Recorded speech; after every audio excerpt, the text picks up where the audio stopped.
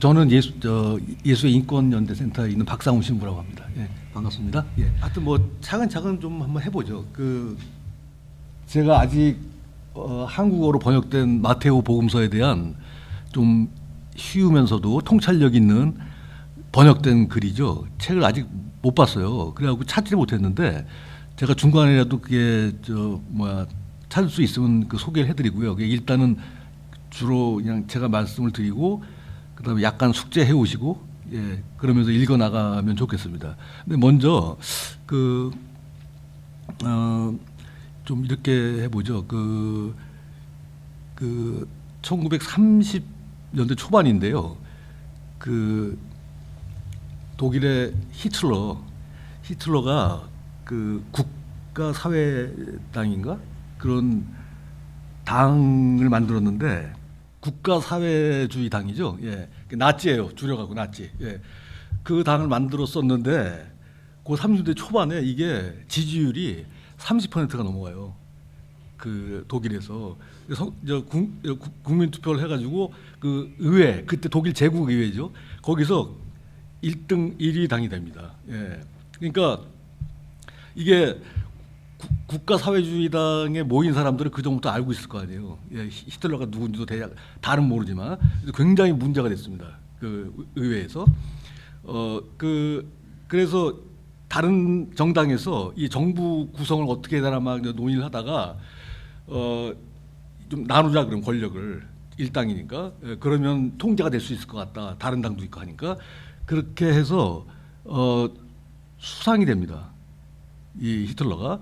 근데 이게 그럴 사람이 아니에요. 이 국가사회주의당을 만들 때부터 제국을 그러니까 만들려는 그런 의도가 분명히 있기 때문에 되자마자 이게 여러 가지를 하는데 그때 독일이 그러니까 민주주의가 다른 그 주위의 유럽에 비해서 약간 뒤처져 있었어요. 민주주의긴 했는데 바이마르 헌법이라는 게 있습니다. 근데 그게 이제 민주주의를 만든 독일에 그 전에 19세기 통일도 하면서 그러면서 그게 기초가 됐는데 이거를 폐지해 버려요. 헌법을 그냥 자기 마음대로. 예.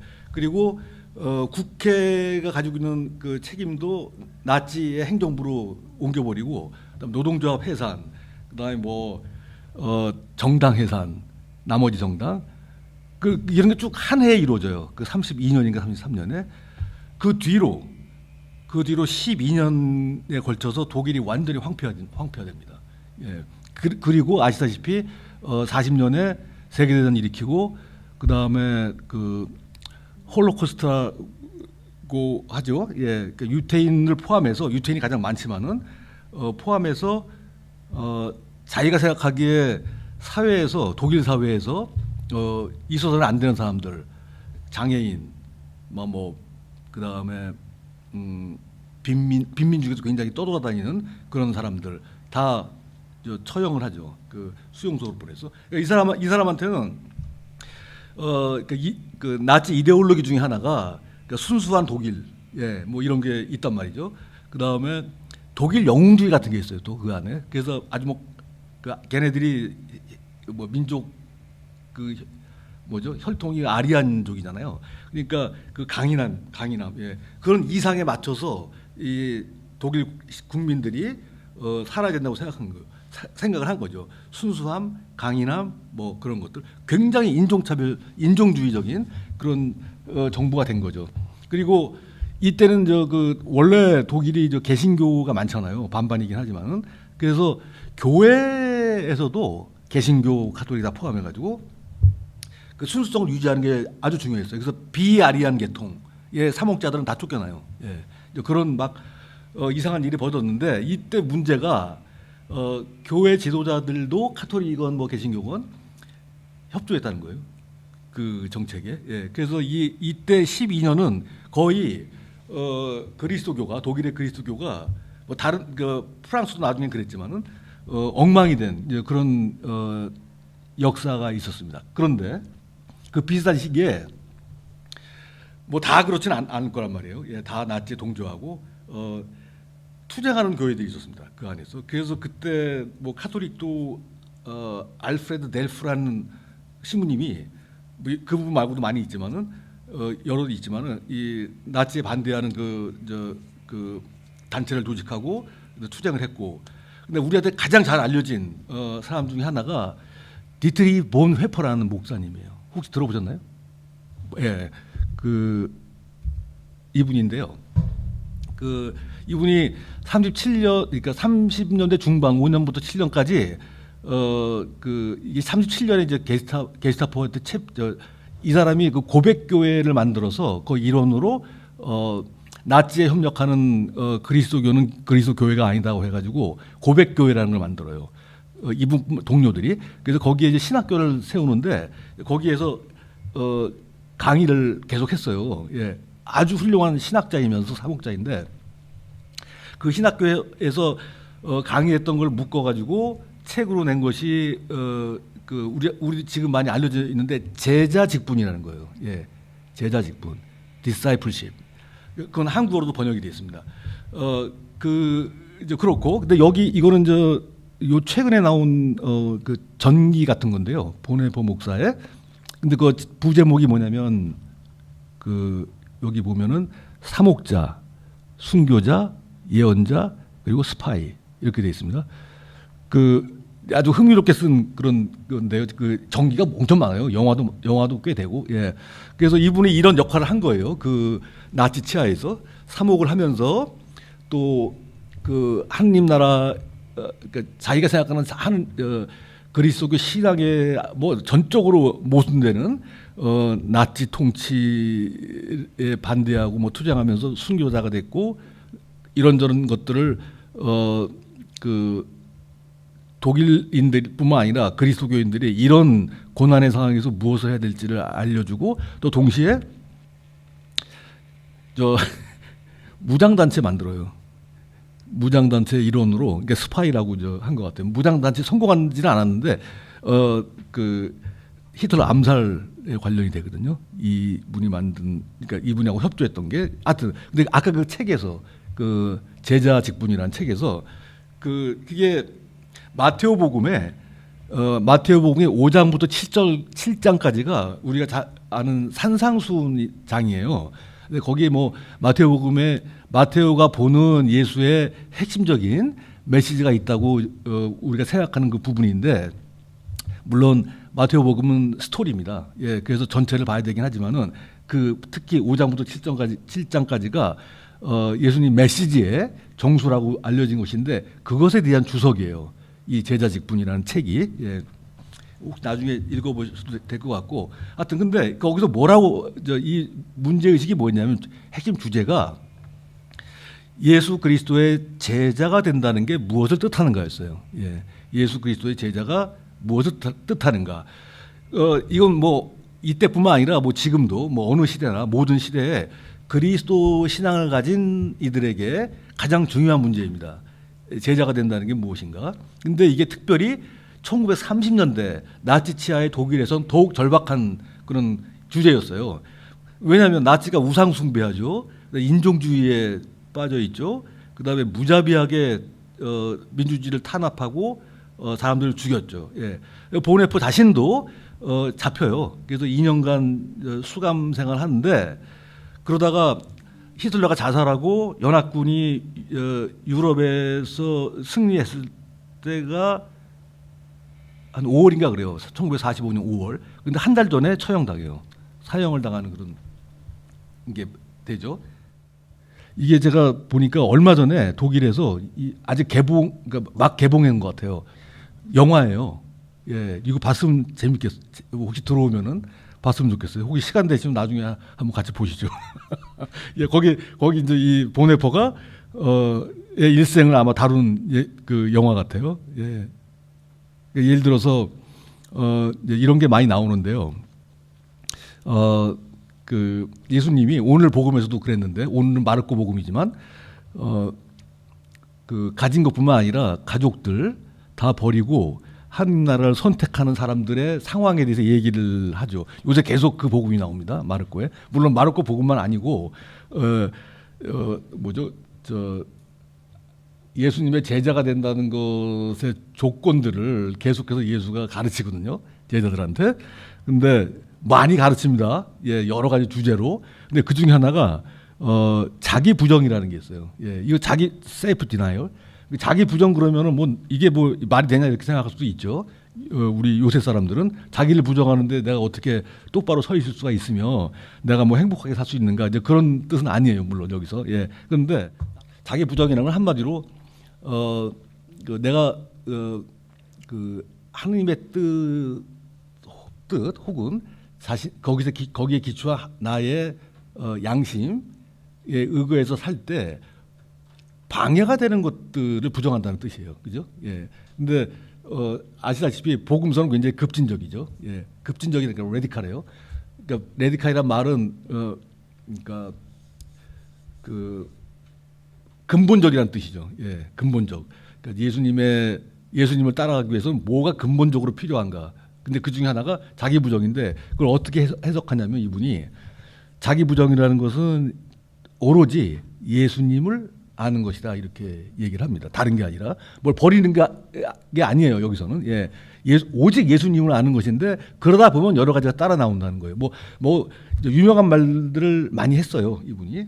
예, 그래서 아까 말씀드렸듯이 예수 그리스도의 제자가 된다는 게 무엇을 의미하는가가 책의 주제이기도 하지만은 이분 전체에 이분이 그냥 삶을 통해서 계속해서 던졌던 질문이에요. 우리도 한번 질문을 해보죠. 이 마태오복음을 읽는 동안에 예수 그리스도의 제자가 된다는 게 무언가? 제자라는 게 그 예수님이 뭐 복음서마다 다 다르긴 하지만은 처음 이른바 공적인 사명을 수행을 할 때 했던 일이 사람들 모으는 거였어요. 근데 그 사람들이 그냥 사람을 모은 게 아니라 제자를 모은 거예요. 예. 그래서 그 제자를 모아서 이런저런 하려면 나를 따라와야 된다 이렇게 말씀하시죠. 예. 나를 따라라 그렇게 얘기합니다. 그냥 보자마자. 예. 그런 식으로 하는데 물론 보자마자 응답한 건 아닌 것 같아요. 뭐 여러 가지 스토리가 있을 것 같은데 하여튼 따라가는 거예요. 따라가는 거. 제자가 된다는 것의 뜻이 누구를 따라간다? 예수를 따라간다. Following Jesus예요. 따라가는 거예요. 문자 그대로 그 뒤를. 예. 그게 제자의 뜻이에요. 뒤를 따라간다.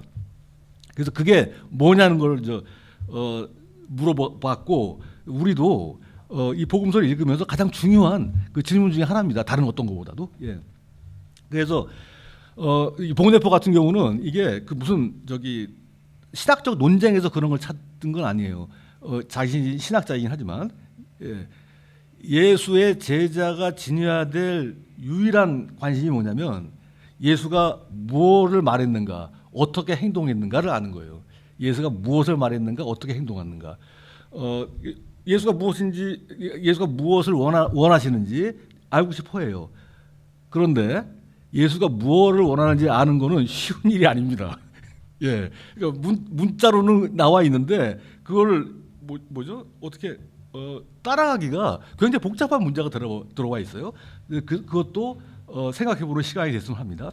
그런데 지금 예수의 원래 말씀이 혹은 행동이 어떻게 변화를 겪냐면 뭐 2000년 이렇게 통과했잖아요.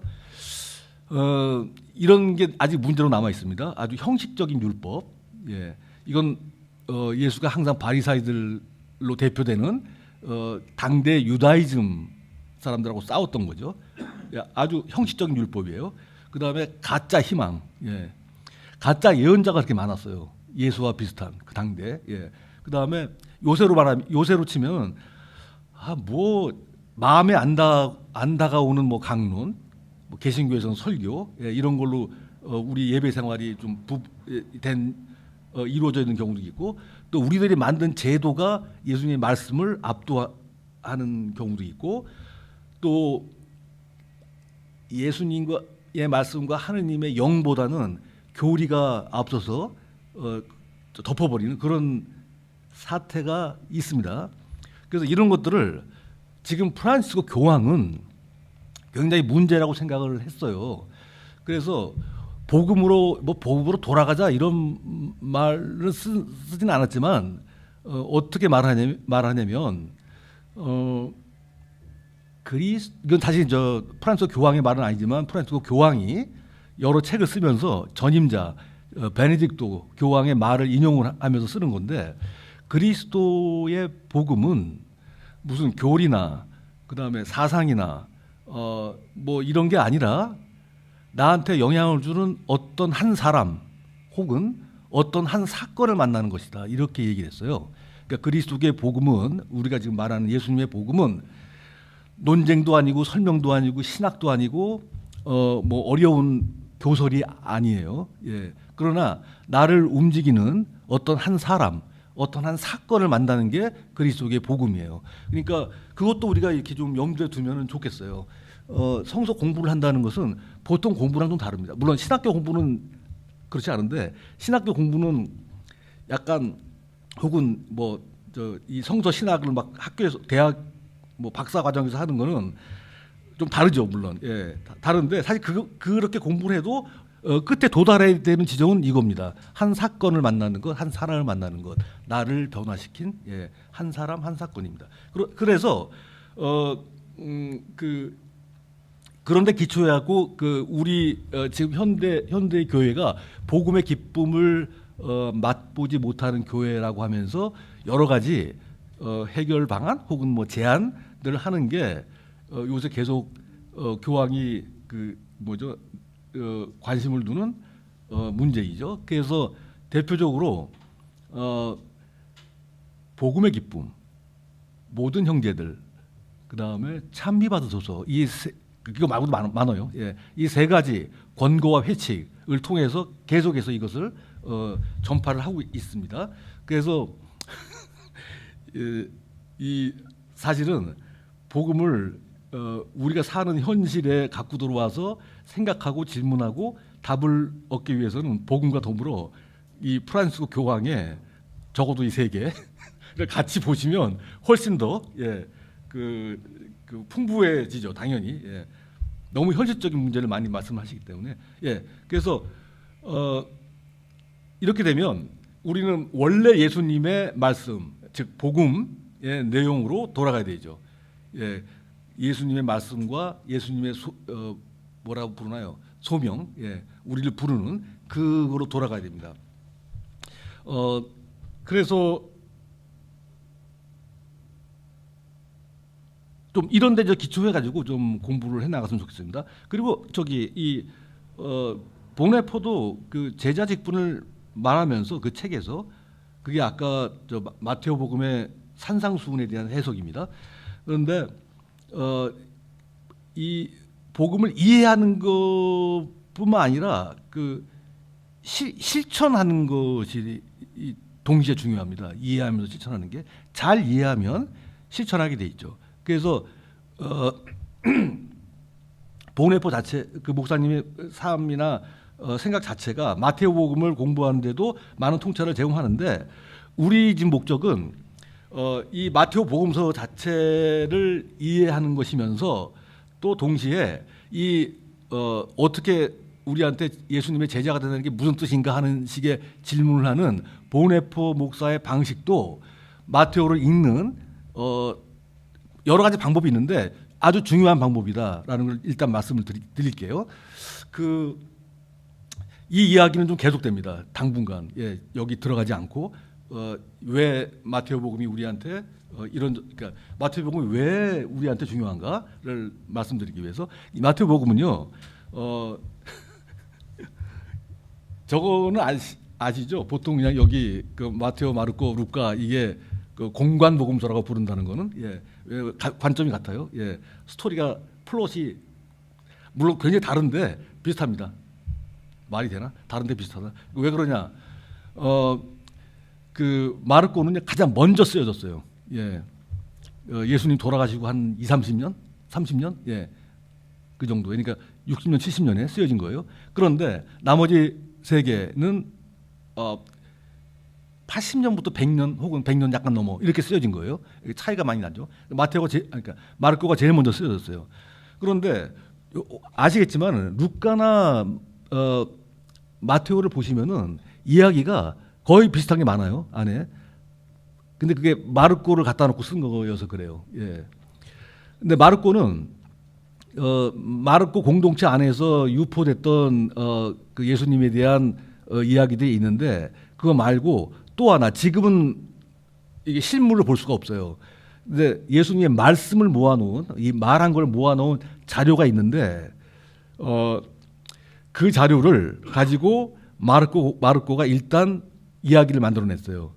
그러니까 다른 두 복음서 나중에 쓰여진 50년 뒤에 쓰여진 마테오나 루카는 마르코를 놓고 또 그 원래 돌아다니는 그 말씀 자료라고 부르는 그걸 놓고 그 다음에 자기 공동체의 증언도 놓고 섞었어요. 예, 그러니까 스토리가 세 개가 비슷합니다. 그래서 그렇게 불러요. 1세기 중반과 후반이에요. 예, 그러니까 마테오는 후반에 1세기 후반에 넘어갈 수도 있어요. 예, 그때 쓰여졌다고 보고 제가 방금 말씀드린 마르코를 저번으로 그다음에 예수님의 말씀했던 자료를 놓고 이 마테오와 루카가 편집해서 그 얘기를 만들었다는 거는 그 반대하는 사람도 있는데 그냥 대개 성서학자들은 그게 우리가 지금 보고 있는 복음서들의 그 원래 버전이라고 생각합니다. 예. 그래서 그냥 받아들여서 하는 거죠. 예. 근데 크게 뭐 문제는 아니죠. 예. 어쨌든 간에. 예.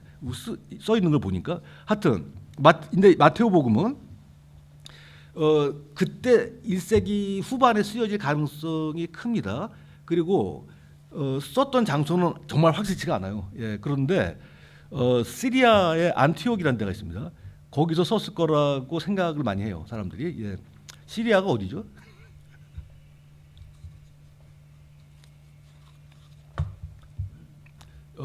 이스라엘이 있잖아요. 이스라엘. 예, 그럼 바로 위가 시리아예요. 예, 지금 시리아에서 난리가 나고 난민이 막 엉망하게 발생하고 그랬죠. 다마스커스가 수도고. 근데 이 안티옥은 터키 쪽으로 올라가요. 예, 제일 위에 있는데요. 예, 가까운 나라인데 이스라엘하고. 그런데 이 당시에 바오로 등등의 사도들이 그 연안으로 여행을 하면서 터키, 이스라엘, 로마로 이렇게 가잖아요. 그래서 많이 가 있습니다. 그 유태인들도 그 시리아의 안티옥에. 그래서 여기가 약간 유력한 후보죠. 어쨌든 간에 이게 안티옥에 썼다는 게 왜 문제냐? 왜 문제냐면 아니 문제라기보다도 우리가 고려해야 되려면 1세기 시리아 안티옥에서 쓰인 책은 그런 저술은 뭐 나중에 5세기 로마 제국 때 혹은 뭐 13세기 프랑스에서 쓰인 혹은 20세기 뭐 영국에서 쓰인 책하고는 20세기 영국 영향이 많이 있겠죠. 하여튼 책과는 다릅니다. 예, 여러 가지 면에서 스타일, 내용 여러 가지 면에서 그러니까 같은 주제를 다룬다고 하더라도 본질적으로 달라요. 예, 1세기, 5세기, 10세기의 책들은 지금 우리가 보는 책하고는 우리가 쓰는 책하고는 다릅니다. 쓰고 있는 책하고 같다고 보면 안 돼요. 일단 전혀 다릅니다. 그래서 이 말은 뭐냐? 각 시대마다 그리고 각 지역마다 여러 가지 조건들이 있는데 그게 글에 반영이 됩니다. 그걸 일단 염두에 두셔야 돼요. 다르다 우리하고. 또 하나가 중요한 게 이 복음서는요 원래 말을 했던 겁니다. 말로. 이게 쓰는 걸로 바뀐 거예요. 그 글자로. 그것도 우리하고 굉장히 달라요. 그러니까 이것도 다 다른 조건이 되죠. 그래서 그 보통 이렇습니다. 이 예수님의 제자가 되고 싶어하는 사람들에게도 보네포 같은 사람, 우리 같은 사람에게만 중요한 게 아니에요. 마태복음이 왜 그러냐면 연구자들한테도 중요해요. 연구자들한테도. 그 복음서를 집필했던 그 저자의 역사적인 배경을 아는 연구하는 게 뭐 무지막지하죠. 아니 무지막지가 아니라 무진장 많아요. 막 뭐 셀 수가 없는데 역사학, 사회학, 신학, 뭐 고고학, 인류학 이런 게 다 들어와 가지고 연구를 해요. 엄청나게 발전을 했습니다. 그래서 실제 2세기, 3세기에 복음서를 읽는 사람들하고 우리하고는 우리가 훨씬 많은 정보를 가지고 있어요. 그 복음서에 대해서. 그래서 어떻게 실천한가는 다르지만은 그래서 그게 그 자체로 그 뭐랄까 의미가 있습니다. 그런 연구를 하는 게. 그래서 그런 게 하나 있고요. 그 다음에 또 하나가 이제 지역이 문제고요. 그 다음 또 하나가 시대도 문제고. 그 다음에 이게 가장 큰 문제는 복음서는 어느 말로 기록이 돼 있죠? 어느 말, 어느 언어로? 복음서는 히브리어 말고 또 다른 거? 예, 그리스어입니다. 예, 이제 구약 성경이 히브리 말로 돼 있고 그다음에 신약 성경은 그리스어예요. 그리스어. 지금 그리스어가 아니고 그렇다고 기원전 5세기 6세기에 플라톤 있죠, 철학자들, 예, 아리스토텔레스 그런 사람들이 쓴 그리스어도 아니에요. 그럼 무지무지 어려워요. 너무 오래돼가지고. 예, 이건 뭐냐면 1세기 전후로 로마 제국에서 쓰던 그러니까 일상 용어로서의 그리스어예요. 예, 그걸로 쓰여져 있거든요. 예, 그러니까 통상 그리스 말할 때 썼던 거예요. 대화할 때 그게 그걸로 기록이 돼 있어요. 그러니까 이게 또 문제입니다. 그래서 이 번역이 있잖아요. 우리 번역도 여러 가지로 변천을 많이 했어요. 예, 뭐 공동 번역, 카톨릭 번역, 따로 한 번역, 뭐 성서로 했다가 성경으로 했다가 그때마다 달라져요. 예. 그런데 가장 좋은 거는 물론 그리스어로 원래 쓰여진 대로 읽는 게 좋은데 뭐 그렇게 하겠습니까 우리가? 불가능하죠. 그래서 공부가 좀 필요합니다. 왜냐하면 엄청나게 뉘앙스가 다른 게 많아요. 예, 우리가 이제 번역한 거하고. 예. 그래도 우리 지금 이 성경의 복음서 번역은 원래 뜻에 많이 가깝게 돼 있어요. 공동 번역 성서보다. 근데 원래 뜻에 많이 가깝게 됐다고 이게 좋은 번역이나 그런 말은 아니에요. 예, 그런 말은 아니지만은 비교적 가깝게 돼 있고 예전에 공동 번역은 굉장히 많이 우리 상황에 맞게 고친 것이죠. 예. 하여튼 그리스어로 기록돼 있다는 것을 고려하면은 언어의 문제도 우리가 좀 생각을 해봐야 됩니다. 예. 또 하나가 스타일 문제인데요. 이건 내러티브예요. 이야기입니다. 이야기. 예. 내러티브는 여러 가지로 쓸 수 있어요. 예. 드라마 할 때도 내러티브가 있죠. 소설도 내러티브가 있죠. 그다음에 그러니까 뭐 어떻게 구성되어 있는 어떤 그 작품들은 다 내러티브가 있습니다. 논문이 아니고는. 예. 그런데 이 내러티브가요. 그 뭐랄까 또 하나 내러티브가로 사용되는 그 장르가 그 전기가 있습니다. 전기. 예. 어떤 위인이나 누구에 대해서 글을 쓸 때 이야기로 구성을 해 나가게 되죠. 그래서 굉장히 중요한 저술 방법입니다. 내러티브가. 그리고 내러티브가 있어야지 뭐랄까 좀 생동하죠. 아무래도. 예, 생동하게 되는 거죠. 그래서 이게 일단 내러티브로 구성이 되어 있고요. 내러티브 이야기가 있으려면 구조가 있어야 되고 플롯 변화되는 어떤 흐름이 있어야 되고 그다음에 인물들이 있어야 되고 뭐 이런 거죠. 그러니까 이런 것들을 하나하나 다 따질 수는 없지만은 이런 걸로 구성이 돼 있다는 걸 일단 알고 계셔야 되는 거죠. 예. 또 하나가 이게 또 중요한 것 중에 하나인데요. 이거는 그냥 아까 말씀드렸듯이 이건 그리스어로 쓰여지고 그다음에 지역이 다르고 그러니까 우리랑 다른 얘기예요. 그런데 그럼 가장 이것을 우리가 다르게 만든 역사적인 사회적인 조건이 뭐냐? 복음서가 혹은 마테오 복음하고 지금 우리가 읽고 있는데요. 이거하고 만약에 글을 쓴다면은 지금 마테오 복음을 비슷하게 쓴다면 그때하고 마테오가 썼던 때하고 뭐가 가장 다를 것 같아요? 이 아까 말씀드린 거 빼고 문자가 그러니까 언어가 다르고 그거 빼고 뭐가 가장 다를 것 같아요? 이건 사실 하나만 한 질문인데 지금 우리는 시장 자본주의, 예, 그다음에 대의민주주의, 뭐 그것도 막 지금 엉망이 돼버리는 찰나지만은 예, 이런 게 사회 조건입니다. 아주 우리 삶을 밑받침하고 있는 민주주의와 자본주의예요. 예, 우리를 지금 지탱하고 있는 건. 근데 그때는 뭐겠어요? 1세기 팔레스타인. 왕정이죠. 예, 민주주의하고 다르죠. 예, 왕정이고 또 뭐가 있을까요? 그렇죠. 특히 이제 예, 그렇습니다. 맞습니다. 그것도 예, 재정 일치 같은 사회죠. 왕정이면서 재정 일치고 예. 그 다음에 이거는 그 예수님이 그 처형 당했을 때 그 예수님을 죽이게 한 세력이 두 세력이 있습니다. 하나는 인물이고 하나는 그 집단인데요. 여기 나와 있는 거는 하나는 그러니까 유대죠. 유다 지방에 그러니까 이스라엘에 나와 있던 로마 총독이고 또 한 사람은 바리사이하고 대사제들이에요. 예. 이 두 가지가 뭐냐면 바리사이 등등을 비롯해 갖고 이런 사람들 대표되는 그룹이 유다이즘이라고 부르는 거예요. 예. 유대교인데 뭐 보통 유다교인데 그러니까 이 유다교의 정신, 유다교의 어떤 방향들을 다 포함해서 말을 붙이는 단어가 유다이즘이에요. 유다이즘. 분파가 굉장히 많아요. 여기 복음서에 나오는 뭐 사두개, 바리사이 뭐 이렇게 막 있잖아요. 예. 그런 식으로 나눠져 있어요. 그 중에서 바리사이는 유다이즘 안에서 아주 경건한 걸 중시하고 전례를 그 삶의 일상으로 갖고 들어오고 이게 다 뭐예요? 처음에는 하느님은 성스러운 분이시기 때문에 우리도 하느님을 예비하려면 똑같이 성스러워야 되고 우리가 성스럽다는 것은 예전이나 율법을 통해서 성스러워진다라고 믿었던 사람들이에요.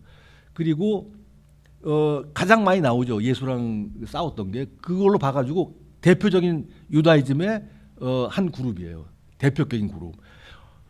대사제 그룹은 아니지만은 사람들이 가장 많고 그 다음에 영향을 많이 줬던 그룹이라고 할 수가 있습니다. 사람들한테 유다이즘이 있어요. 근데 유다이즘도 할 말이 엄청 많은데요. 따지고 보면 왜냐하면 이 유다교에서 자기들 경전으로 삼았던 우리가 말하는 구약, 근데 보통 히브리 성경이라고 부릅니다. 근데 그게 이렇게 묶여진 게 예수님이 돌아가시고도 한참 후에 묶여졌어요. 이 경전으로 경전화라고 부릅니다. 예, 경전으로 이렇게 된 게 그러니까 한참 늦어졌어요. 왜냐하면 그 히브리어 특성 때문에 그런데 히브리어는 처음에 이렇게 두루마리로 돌아다녔을 거 아니에요. 옛날에 뭐 모세오경이다 뭐다 이렇게 역사다. 근데 그때 히브리어는 이렇게 기록을 할 때 모음을 안 써요. 모음을. 예, 모음을 안 쓰고 알아서 읽어야 돼요. 그러니까 해석이 굉장히 다양해져요. 그래서 모음을 찍는 작업이 시작이 돼요. 그게 근데 기원 후입니다. 예, 1세기나 돼서 시작이 돼요. 이걸 찍는 게. 그리고 왜 그게 필요했냐면 이걸 찍어야지 뜻이 명백해질 뿐더러 또 하나가 이 당대에 이미 수많은 유대인들이 북아프리카, 그다음에 시리아, 뭐 터키, 그리스 이런 데 흩어져 살았어요. 몇 대를 그렇게 흩어져 살다 보니까 히브리 말 다 까먹었어요, 사람들이. 근데 그때 공통어가 영어가 아니지. 그리스어예요. 예. 그리스어는 웬만하면 다 알아요. 예. 그걸로 통용이 돼요. 지금의 영어보다 훨씬 더 광범하게 퍼져 있는 그 효과가 있는 언어예요. 그러니까 바오로도 그리스어로 말을 했다고 하잖아요. 근데 예수님은 그리스어를 했다는 흔적이 없어요. 예, 그 안에만 살았기 때문에. 어쨌든 그러니까 이걸 디아스포라라고 부르잖아요. 퍼져 있어요. 어떤 이유로든 간에. 그 사람들한테 이 히브리 성경을 읽혀야 되는데 그럼 번역을 됐거든요. 그리스 말로. 그리스어 번역을 시작합니다. 예. 이 전설인데요. 70명의 랍비들이 각각 방에 들어가요. 집을 하나씩 얻어가지고. 그래가지고 히브리 원문을 가지고 그리스 말로 번역을 합니다. 그래서 몇 년 후에 만났어요. 같은 동네이긴 한데 만나고 대조해 보니까 다 똑같다는 거예요. 70명이 번역이 말이 됩니까? 전설이죠. 예. 그래서 이 히브리 성경의 그리스어 번역을 70인 역이라고 불러요. 예, 셉투아진타라고 부르거든요. 그 셉투아진타가 70이라는 뜻이에요. 예, 사실은 72명. 예. 이분들이 그리스어로 번역을 한 다음에 그것과 대조를 하면서 경전을 만든 게 뭐 2, 3세기나 돼야 만든 거예요. 그러니까 유다이즘도 뭐 하여튼 따지고 보면 여러 복잡한 게 있고 그다음에 그래서 이거를 확 고정돼 있는 이렇게 제도 아주 이렇게 종교가 보통 이제 제도화되면 여러 가지 뭐 구조가 있고 뭐 갖춰야 될 게 많잖아요. 예. 제도화된 종교가 되면 약간 안 된 상태예요.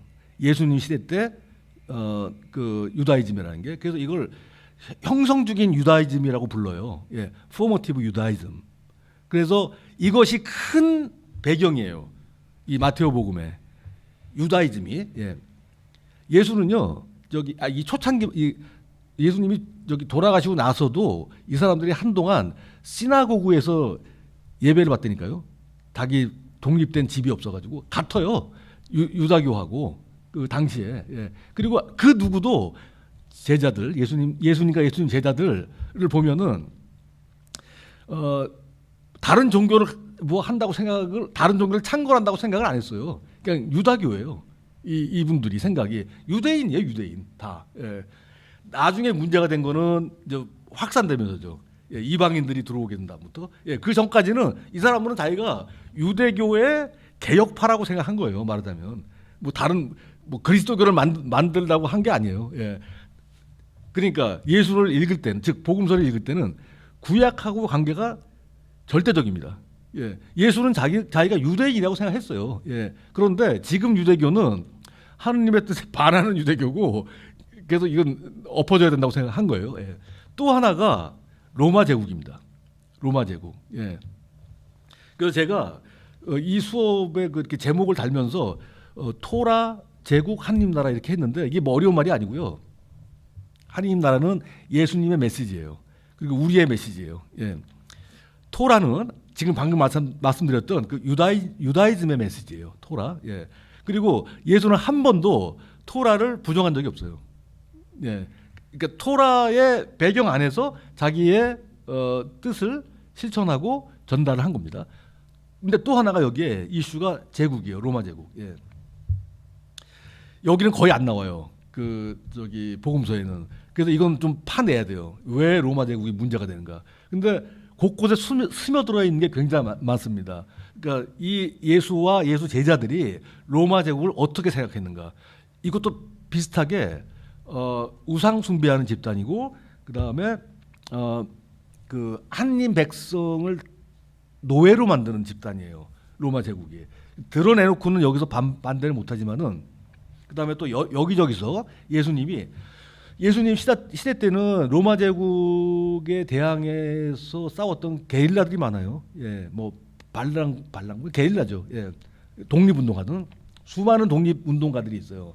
근데 예수는 그렇게는 자기 방향을 설정하지 않죠. 이때 독립운동은 무장 독립운동이에요. 예루살렘 성전이 60년경인가 그때 완전히 폐허가 되거든요. 로마군의 공격으로. 근데 왜 폐허가 됐냐면 바로 유대인 게릴라들이 점점점 숫자를 늘려가면서 그 투쟁이 확산되는 거예요. 그 위협을 느끼게 되죠. 그러니까 로마 제국은 아시다시피 막강한 경제와 군사력으로 지금 유럽 전체를 지배하던 그런 데예요.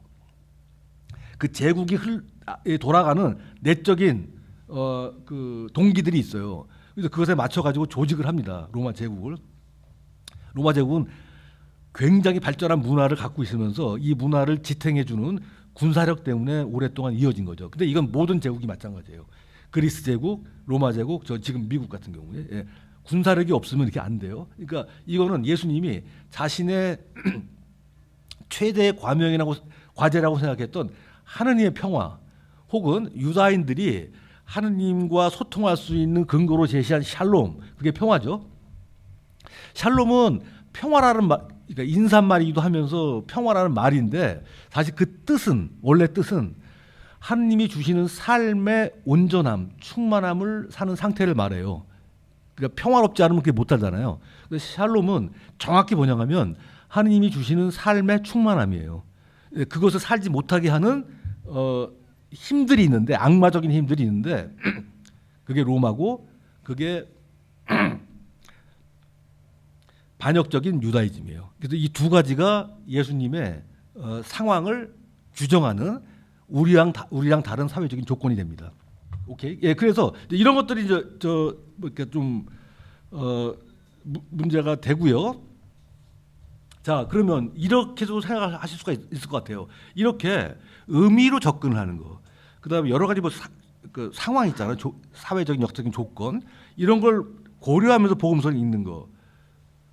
근데 이게 정말 복음서를 읽는 목적인가? 이렇게 볼 수도 있을 것 같아요. 이게 정말 그런가? 그런 거 저런 거 다 따져갖고 해야 되는가? 여기 있는 거 그냥 그대로 보면 안 되냐? 이거는 제가 단적으로 말씀드리면 복음서를 종교적인 차원에서만 이해할 수 있다라는 오해에서 비롯됩니다. 이게 예. 그 종교적인 성격을 가진 책이죠. 그리고 제자들한테 말한 거고, 그 다음에 종교 문제를 얘기합니다. 당연히 예. 그리고 그 뭐랄까 저기 그 종교를 넘어가 있는 문제에 대해서는 뭐 예수가 그렇게 뭐 분명하게 뭐 얘기를 한 것 같지도 않다 이렇게 보게 돼요. 그런데 이거는 복음서뿐만 아니라 우리 그리스도교를 완전히 오해한 견해입니다. 이게 예, 왜 그러냐면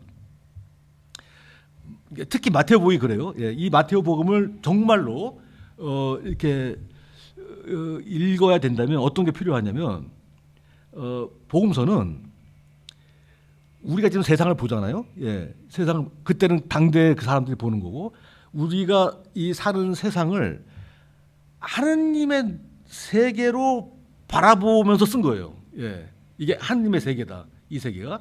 그래서 거기서 인간의 가능성, 인간됨의 가능성, 그 다음에 인간이라는 거는 그 사회 안에 있는 존재잖아요. 예, 그래서 이 사회에서 느끼는 책임을 그 관점에서, 그 관점이라는 게 신앙의 관점인데요. 하느님의 세계로 이 세상을 보는 게 신앙이에요. 이 신앙의 관점에서 해석해야만 하기 때문에 그래요. 예, 그러니까 종교라는 게 그냥 종교만 있는 게 아니라는 거예요. 예, 복음서는 우리가 사는 세상은 하느님이 만드신 세상이고 하느님이 끌어가는 세상이라는 게 깔려 있어요. 이게 큰 전제예요. 우리가 보는 세상, 우리가 사는 세상은 하느님의 세상이에요. 예, 다른 세상이 아니에요. 그러니까 그럼 이 세상에 대해 얘기를 하려면, 그러니까 하느님에 대해서 얘기를 하려면 이 세상을 얘기를 할 수밖에 없어요. 그리고 그게 복음서예요. 예, 그렇게 이해하시면은 좀 더 좋을 것 같아요. 예, 그래서 한 5분 쉬었다 가죠.